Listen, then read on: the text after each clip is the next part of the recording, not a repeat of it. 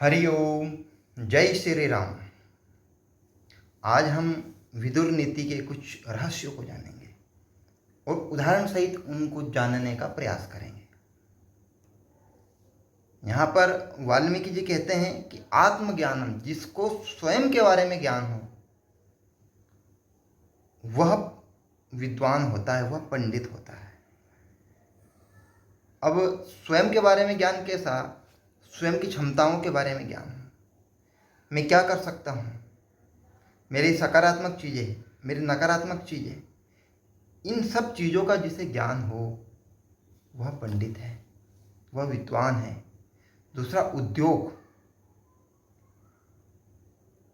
जो व्यक्ति कार्य करने के लिए हमेशा सिद्ध हो, किसी भी उम्र के पड़ाव में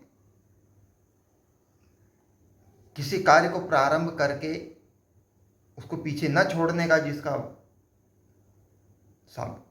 सामर्थ्य हो, वह पंडित है, वह विद्वान है। विदुर जी की उसमें जिसके अंदर दुख सहने की शक्ति है।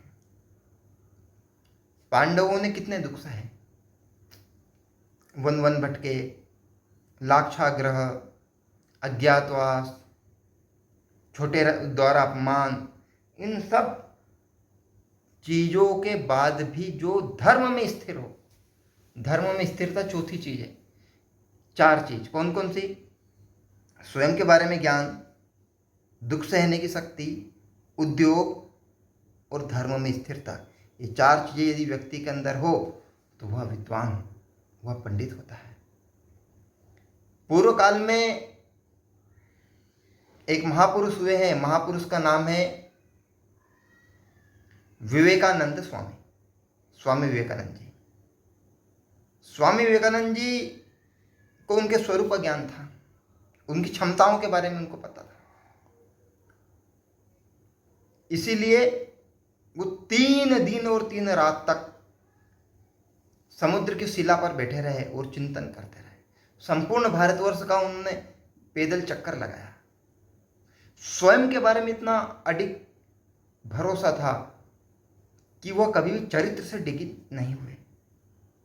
उद्योग, उस समय किसी भी सन्यासी को समुद्र पार करने की क्षमता नहीं थी, परंतु नहीं, विवेकानंद जी अमेरिका गए और अमेरिका में की धर्म सभा में भाग लिया, सन्यासी होते हुए भी गए।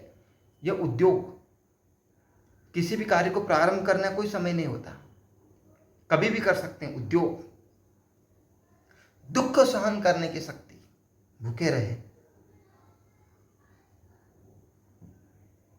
प्राकृतिक कष्ट सहे, इतनी भयंकर ठंड, लोगों ने पत्थर मारे, घर में छुपना पड़ा, इतने दुख सहन करने के बाद भी वह अपने कार्य से पर अडिग रहे।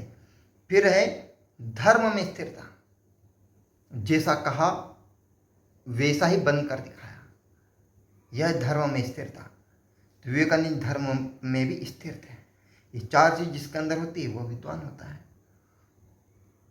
आदिकाल में एक और महापुरुष हुए हैं, उनका नाम है माननीय एकनाथ रानाड़े,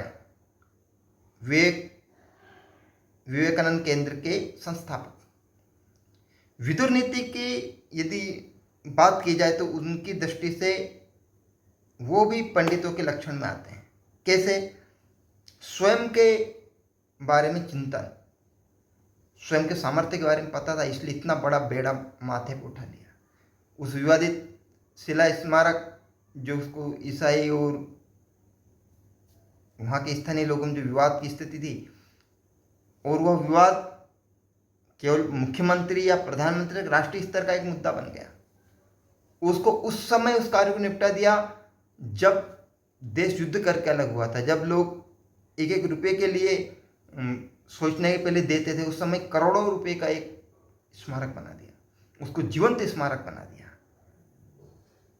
दुख सहन करने की शक्ति, हम देखते हैं उनके परिवार में कोई नहीं बचा, तो भी वो दुख से, कष्ट से लड़ते रहे, अड़ते रहे, परंतु कभी पीछे नहीं हटे। ब्रेन हेमरेज हो गया तो उससे भी युद्ध करके, उससे भी योगा द्वारा उससे पर भी विजय प्राप्त कर ली उन्होंने। तो ऐसे जो धर्म में स्थिरता, अंतिम समय तक लगे रहे।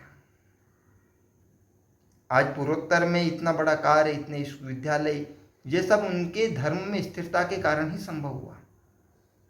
तो जिन लोगों के अंदर ऐसे गुण होते हैं वह पंडित हैं। एक बार श्लोक सुनेंगे। आत्मज्ञानम समारंभ तितिक्षा धर्म नित्यता यमर्थान्नापकसकर्षन्ति सवे पंडित उच्यते। जय श्री